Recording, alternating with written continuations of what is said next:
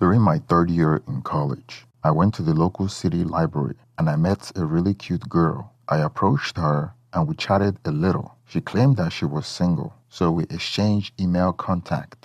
She was studying for a clerical position at a hospital and she wasn't in college. We emailed each other for a while and it was difficult to schedule a date with her since she was always working and I was going to school. Turns out that she was having a rough patch with her ex-boyfriend and wanted to break up with him, but don't want to let me go because she claimed that she liked me and that I had the bright future. Our casual dating started a few months. After that serendipitous encounter, we went on adventurous dates, explored new places, and spent hours talking about our dreams and aspirations. The more time we spent together, the more I realized how much I enjoyed her company. We laughed together, and she had this unique ability to brighten up even my darkest days. After a couple of months of casual dating, I noticed that we were spending more and more time together. It was like we were already in a monogamous relationship without officially declaring it. I was more than okay with that. I had fallen for her deeply,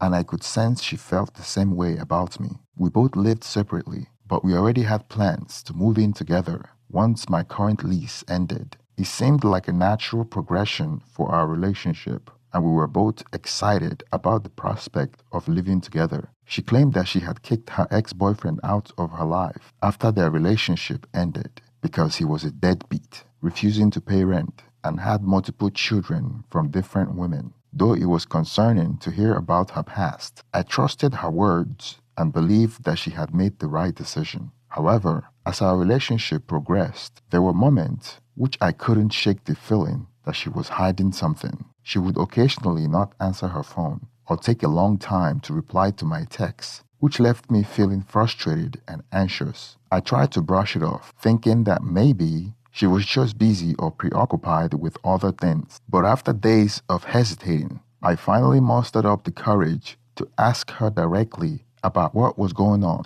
I wanted her to come clean and be honest with me. When I confronted her, she claimed that her boyfriend was stalking her. It was a shocking revelation, and I wasn't sure if I believed her story or not. My mind was filled with doubts and questions. Despite the uncertainty, I decided to take her word with a grain of salt. One day, as I was returning from my friend's house, I had a feeling that she might be home, so I decided to check in on her. It wasn't about surprising her. Back then, we didn't have cell phones like we used to today, and I had to drop by unannounced a couple of times before. When I reached the door of her apartment, to my surprise, I saw a man coming out of her place. He was carrying a large box, and we passed each other in the hallway. I couldn't help but feel taken aback by this revelation, especially considering she had previously told me that he was stalking her. It didn't make sense to me that she would allow him into her apartment if their relationship was indeed hostile. She reassured me that he had come to collect his things, and the reason for his alleged stalking was that some of his property was still in her possession. But as she insisted on this explanation, I couldn't help but begin to wonder if she might be gaslighting me. The situation seemed suspicious, and I couldn't shake off the nagging feeling that there might be more to the story than she was letting on. At that point in our relationship, I found myself at a crossroad, unsure if I could fully trust her. With the semester ending, the plan to move in together was approaching, but my doubts remained. After the incident with her ex-boyfriend, she became excessively affectionate, going out of her way to show her love by cooking for me and buy me thoughtful gifts. Part of me suspected that she sensed my hesitation and was trying to win me back with romance. I must admit, I was a sucker for such gesture, and gradually, she started to earn back my trust. As we moved in together and our relationship deepened, I thought things were going smoothly until one unexpected day. She brought up the topic of an open relationship out of the blue. I was taken aback, having never considered such a dynamic before. She spoke about the freedom and liberation it could bring,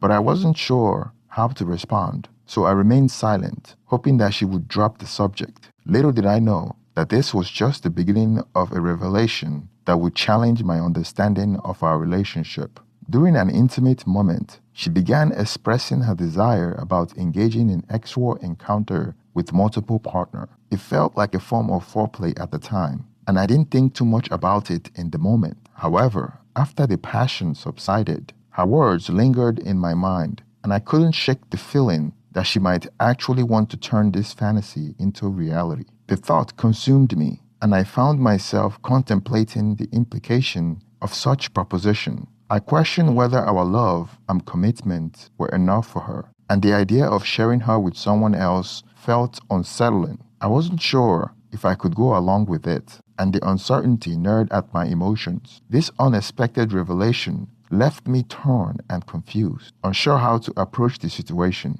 I started to question the love we shared, as our desires seemed to be taking different paths. As I struggled to make sense of my feelings, I knew that I needed time to process everything before deciding how to move forward. After expressing her desire during our intimate moment, which didn't resonate with me but pleased her, we discussed the matter further. She revealed that her ex-boyfriend enjoyed watching her with other men and suggested the idea of an open relationship once again. I kindly declined, stating that such a lifestyle wasn't something I was interested in. Unfortunately, my decision didn't sit well with her, and she reacted by engaging in passive-aggressive behavior to provoke me. Her attempt to annoy me didn't seem to have the desired effect, so she gradually became less affectionate and even withheld intimacy as a way of expressing her frustration, comparing me to a child. The situation began to take a toll on me, as I found myself preoccupied with these issues, causing my studies to suffer due to lack of focus in school. After careful consideration, I decided to end the relationship. When I returned home, I mustered the courage to communicate my feelings to her, expressing that I no longer wished to be together and that it was best for her to move out. Unfortunately, she reacted with anger and became physically aggressive, resulting to hurtful name-calling and desperate plea to change my mind. However, I had already made up my mind and wanted to focus on my studies and future, seeing no place for such drama in my life. The following day, she surprised me by claiming to be pregnant. I was skeptical and thought it could be a manipulation tactics to win me back. Nevertheless, she sent me pictures of pregnancy test results, attempting to prove her point. Despite this, I remained firm in my decision to end the relationship, as I couldn't shake the feeling that she might have acquired the results from anywhere to deceive me. As time passed, the situation became increasingly concerning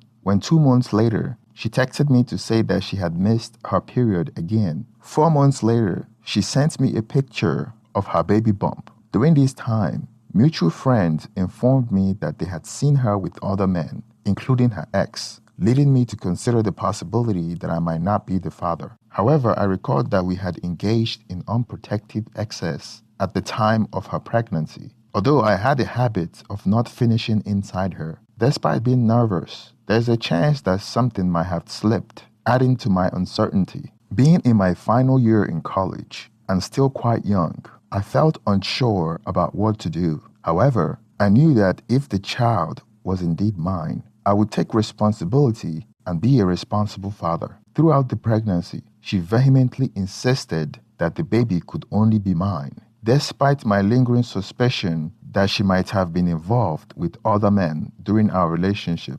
Reluctantly, I went along with her claim. Coincidentally, I was out of town on the weekend when the baby was born, and she attempted to reach me. However, this was a time before cell phones, so communication was limited. I had gone to a different city with a college friends to party, partly to avoid being at home during the time, as I was reasonably convinced that the child might not be mine. After the baby was born, I visited them a few times in the following weeks. Shortly after that, my parents informed me that she had stopped by their house and introduced the baby as their grandson. They were overjoyed and excited about becoming new grandparents. However, I had to bring everything to a halt and explain to them that I was pretty certain that the child was not mine. The moment I saw the baby, I felt no connection whatsoever. Why it was a baby, I saw nothing in the baby that I recognized as my own in any way, shape, or form. Since she was already receiving government assistance, the state required a paternity test to be conducted.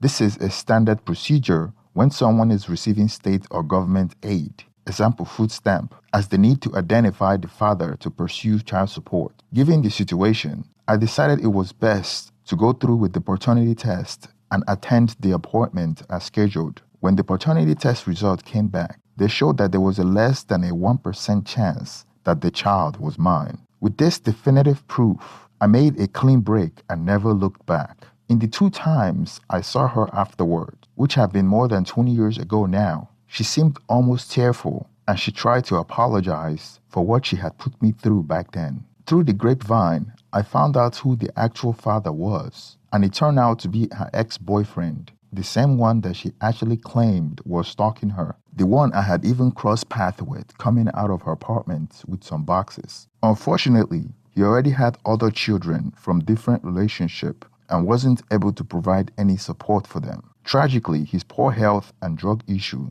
led to his early demise, leaving the poor kid without a father figure in his life. Throughout the ordeal, I kept a level head and cooperated fully, earning a letter of commendation from the county prosecutor's office for my responsible behavior. It was clear she pursued me because I was in college and had a promising career ahead. I believe she genuinely thought the father was mine, or convinced herself enough to truly believe it. Why I didn't harbor hate towards her, the combination of how she handled the situation, her open relationship idea, and the cheating was enough to make me walk away from the relationship. Thank you for staying to the end of this story. Please support the channel by liking the video and subscribe if you haven't already. Let's get some reaction on the comment section. Thank you and